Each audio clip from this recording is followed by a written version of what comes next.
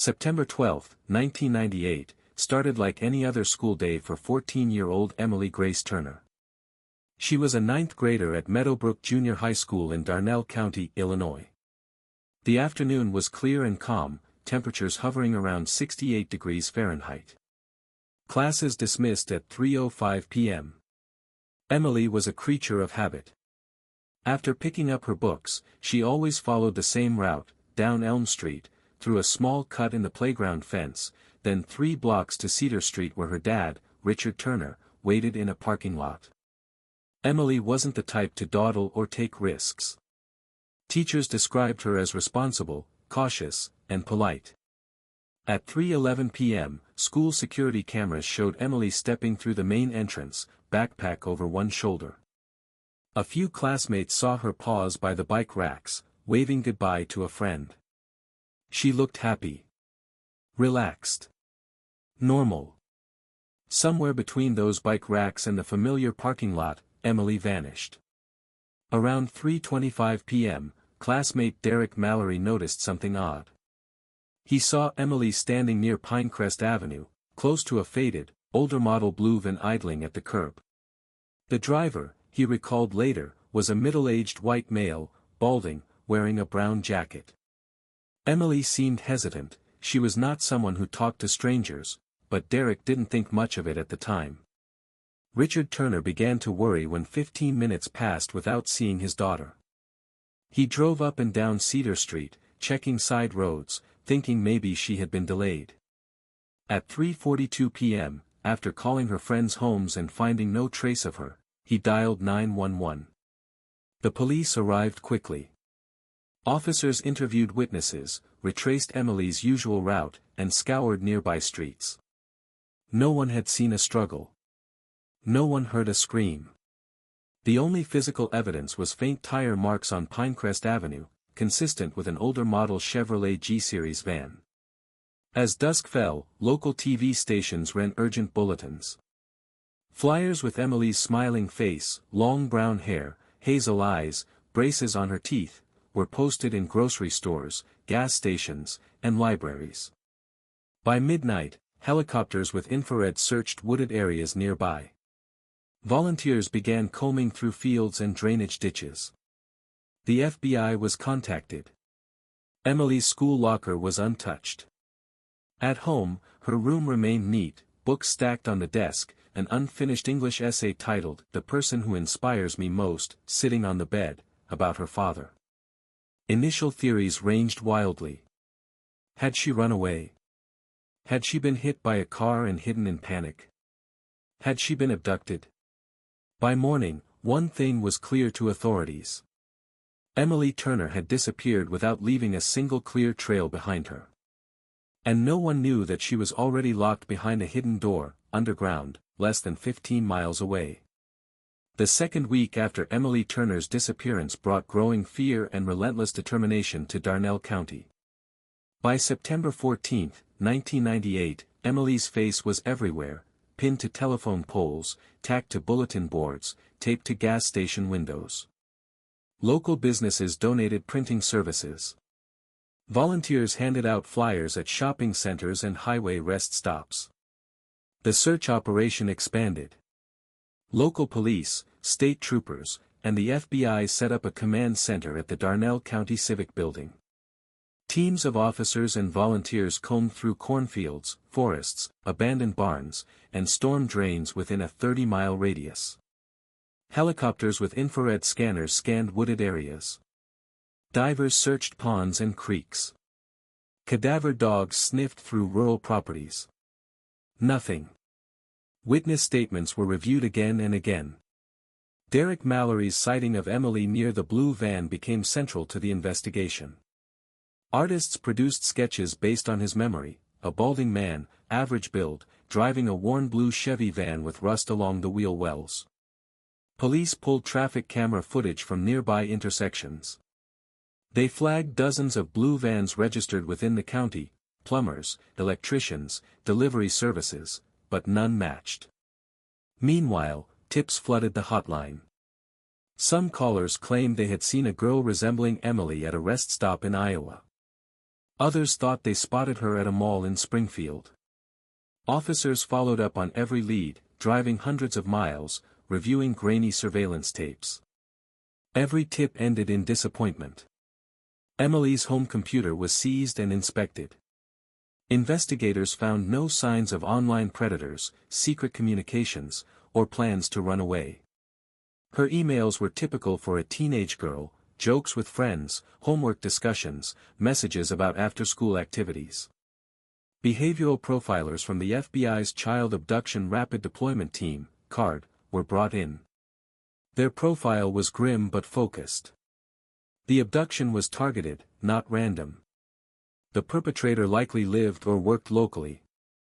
He had observed Emily's habits and waited for the right opportunity. The Turners lived under unbearable pressure. Richard Turner threw himself into every search party, every news interview. Sharon Turner rarely left their house, spending hours staring out the living room window or curled up in Emily's room. On September 20, 1998, a reward of $10,000 was offered for any information leading to Emily's return. Fear gripped the town. Parents stopped letting children walk alone. School buses were rerouted to avoid isolated streets. Meadowbrook Junior High placed additional security officers on campus. As the days turned into weeks, media attention spiked, then slowly shifted elsewhere. Other crimes, other tragedies pulled the cameras away. By October, the missing posters began to weather and tear in the rain. Some were taken down. Some remained, faded ghosts of a hope that had begun to dim. In the Turner home, the porch light stayed on every night. Emily Turner was not forgotten by her family. But beyond their walls, the world was beginning to move on. For Emily Turner, time lost all meaning the moment the trapdoor slammed shut. The basement was small, barely 8 by 12 feet, with cold concrete walls and a low, unfinished ceiling. There were no windows, no clocks, and only a single, bare light bulb dangling from a wire. The air smelled of dampness, mildew, and old dust. Her captor, whom she later learned was named Randall, had prepared the space for her imprisonment. There was a thin mattress on the floor, fraying at the edges. In one corner stood a battered plastic shelf holding canned food, bottles of water, and a few torn paperbacks. Against another wall, a metal bucket served as a makeshift toilet. The first days were chaos inside Emily's mind. She screamed until her throat burned raw. She pounded her fists against the heavy door until her knuckles bled. She shouted for help even after her voice collapsed into hoarse croaks. No one answered. Randall only came down occasionally, sliding plates of food through a hatch, muttering instructions without eye contact. Eat. Be quiet. Don't make me come down here. Sometimes she could hear him upstairs, walking heavily across floorboards, cooking meals, watching TV. The world continued above her, normal and unreachable. Over time, the desperate survival instincts kicked in. Emily learned the rhythms of the basement. When the bulb flickered, it meant the generator was running low. When she heard the heavy thud of the back door, it meant Randall was leaving the property. Every tiny sound became a signal. Every creak of the house was a clock ticking in a world without days. To stay sane, she made games for herself. She counted the cracks in the wall. She made up imaginary conversations with her friends. She whispered stories into the darkness, pretending she was somewhere else. After several months, Randall started leaving objects for her. A battered portable radio, mostly static, occasionally distant country music. A deck of bent playing cards. A tattered stuffed rabbit missing one eye. He said these were gifts, rewards for being obedient. They weren't kindnesses. They were tools, ways to manipulate, to control, to wear down her resistance bit by bit. Emily's body changed as the months stretched into years. She lost weight. Her hair thinned. Her muscles weakened from lack of movement. But even more dangerous were the changes inside her mind. The creeping fear that she was being forgotten. The terror that nobody was looking anymore. the poisonous whisper that this basement was all she had left. And yet, somewhere deep inside, Emily held on to a thread. A stubborn, burning refusal to surrender completely. It was faint. It flickered. But it was there. And it would save her in the end. The seasons changed outside, but Emily Turner wouldn't have known it. In the basement, it was always cold, always damp, always the same. No autumn leaves, no winter snow, no spring blossoms. Just concrete walls, a flickering light bulb, and the endless rhythm of isolation. Time blurred. At first, Emily tried to mark the days. She scratched lines into the back corner of the wall, counting each morning she woke up alive. But when the scratches filled the space she could reach, she lost track. Days became weeks. Weeks bled into months. She stopped trying to measure time. Randall's presence remained constant, but distant. He would appear suddenly, often without warning. Sometimes he brought new supplies, canned stew, powdered milk, second-hand clothes. Sometimes he sat nearby and spoke in strange, fragmented monologues. "You're better off here. The world's a dangerous place. No one's looking for you anymore." Emily quickly learned that resistance brought punishment. Disobedience meant darkness, days without the light bulb. Disobedience meant cold, no extra blankets during the freezing winters. Sometimes it meant hunger, meals withheld without explanation. She adapted to survive. She answered him softly when he spoke. She stayed quiet when he didn't. She obeyed the routines he enforced, eat when given food, sleep when the light went off, stay silent when he demanded it. In her mind, she built other worlds. Sometimes she imagined herself back in school, sitting with her friends in the cafeteria, laughing over pizza slices. Other times she pictured long walks with her father, holding ice cream cones on warm summer nights. She told herself stories where she was rescued, by her parents, by police, by strangers. Dreams became a way to survive. The physical toll grew harsher with each passing year. Her body remained thin, frail. Her skin, deprived of sunlight, turned pale and sensitive. Minor cuts and bruises healed slowly. Her hair thinned and turned brittle. She suffered frequent headaches.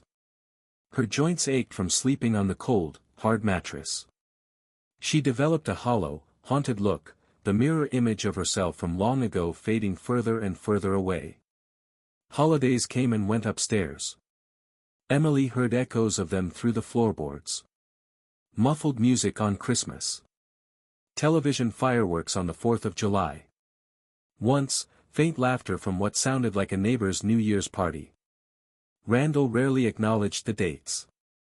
One Christmas Eve, he left a cracked snow globe on the shelf in her basement cell, a tiny frozen world Emily could no longer touch. She stared at it for hours, the tiny plastic houses inside forever trapped under swirling glitter. Outside, the missing posters grew tattered. The hotline tips dried up. New stories filled the news cycle. New tragedies captured public attention. In Darnell County, Emily Turner's name was still whispered, but more often as a sad memory, a cautionary tale. Inside that basement, Emily fought against the slow erosion of her spirit. Her will to live never fully died. Some days it flickered low. Some days it burned with quiet fury. But it stayed. And that, more than anything else, would one day lead her back to the world she had lost. By the fall of 2005, the walls around Randall Keith Moore's hidden life started to crack. It began with small, seemingly unrelated problems. Randall's old blue van, the same vehicle tied to Emily's disappearance, broke down more often. He struggled to find steady work. Money grew tight. In desperation, Randall took on quick, under-the-table jobs, minor electrical repairs, odd handyman tasks. He grew careless. At a newly opened grocery store on the outskirts of Darnell County, a sharp-eyed manager named Karen Fielding noticed Randall while he repaired ceiling lights. Something about him, his nervous glances, the beaten-down van, triggered a memory. That night, scrolling through old missing persons bulletins online, Karen stumbled across an aged composite sketch. The van. The bald patch. The glasses. It wasn't an exact match, but it was close enough to raise her instincts.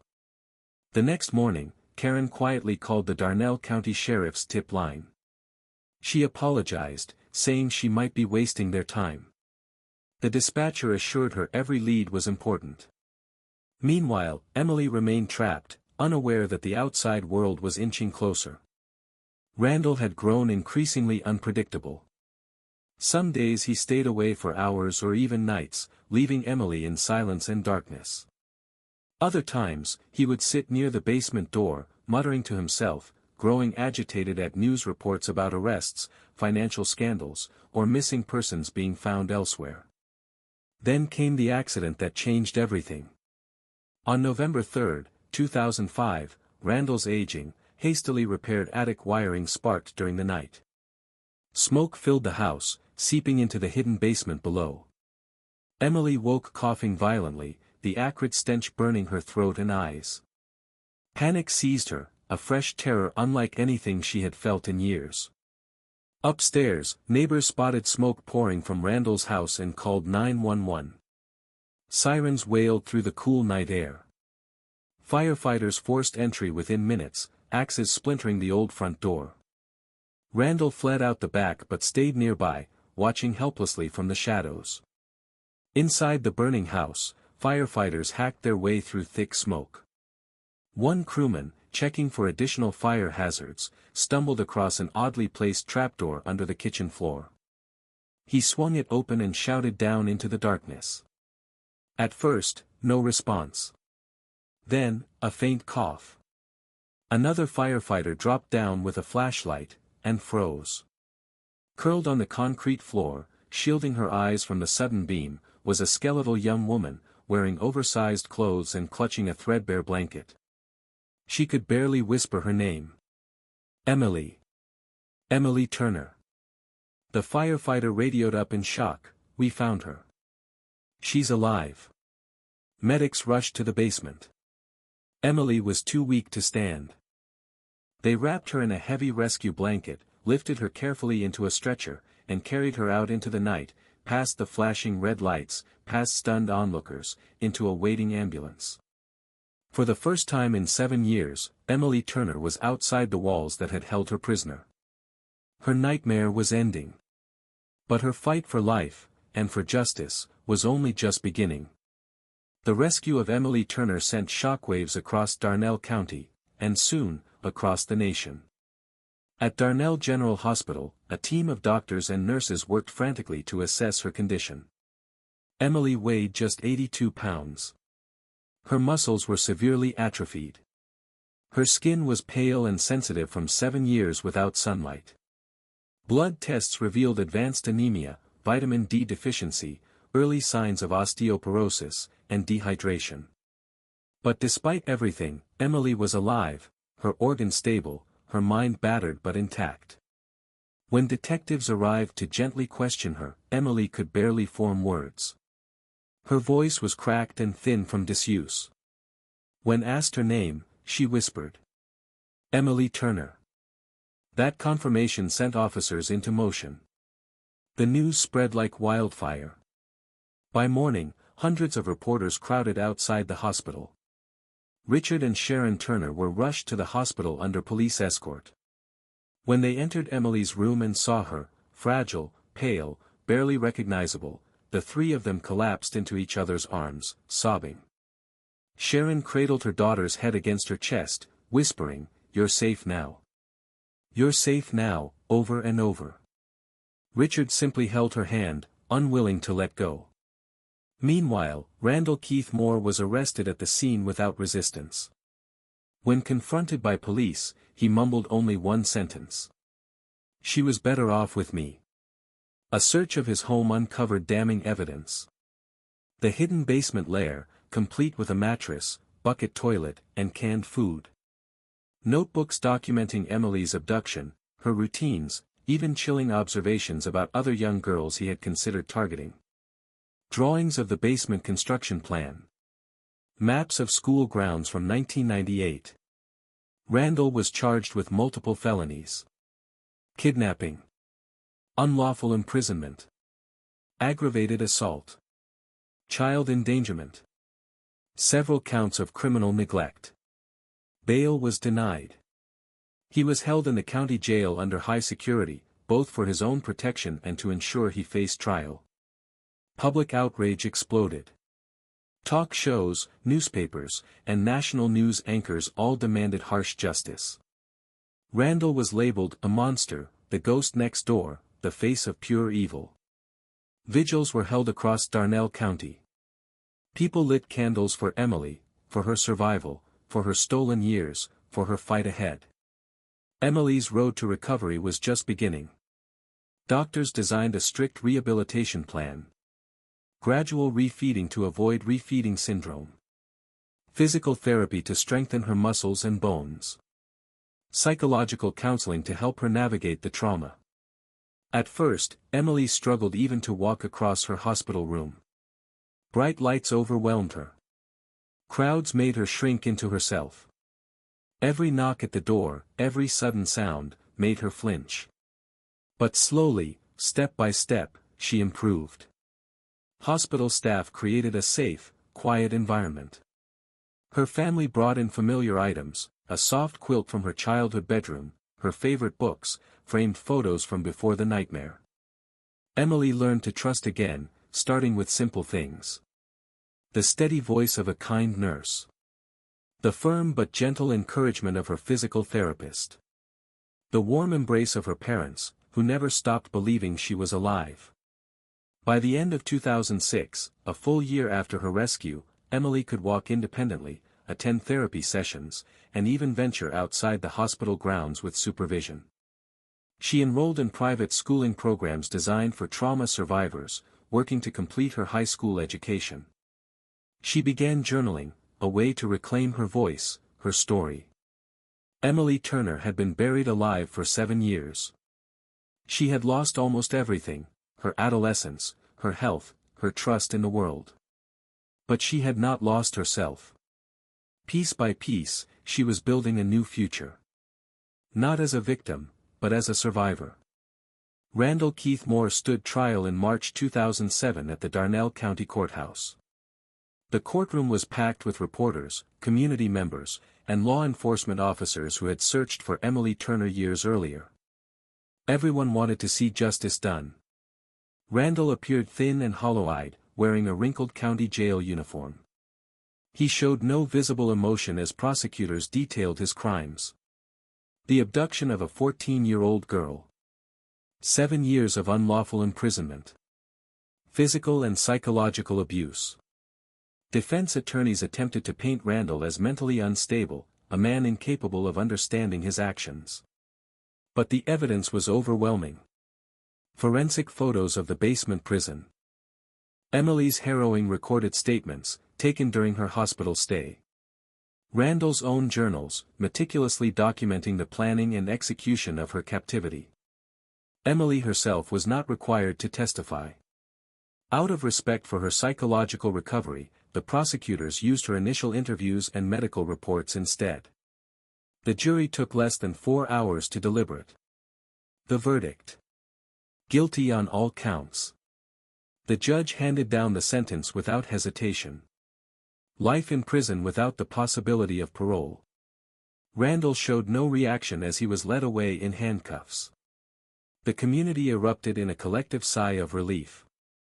Candlelight vigils were held across Darnell County, celebrating Emily's survival and honoring the relentless work of those who had never given up searching for her. But Emily's real battle was not against Randall anymore. It was against the shadows he had left behind. Over the next few years, Emily focused entirely on rebuilding her life. She continued therapy, working through deep-rooted fears, nightmares, and panic attacks. At first, she struggled even to step outside her home. Crowded spaces, loud noises, unexpected touches, all could trigger flashbacks. Slowly, through steady effort, she reclaimed small freedoms. She went for short walks in the park, accompanied by her mother. She began taking art and writing classes at a local community center.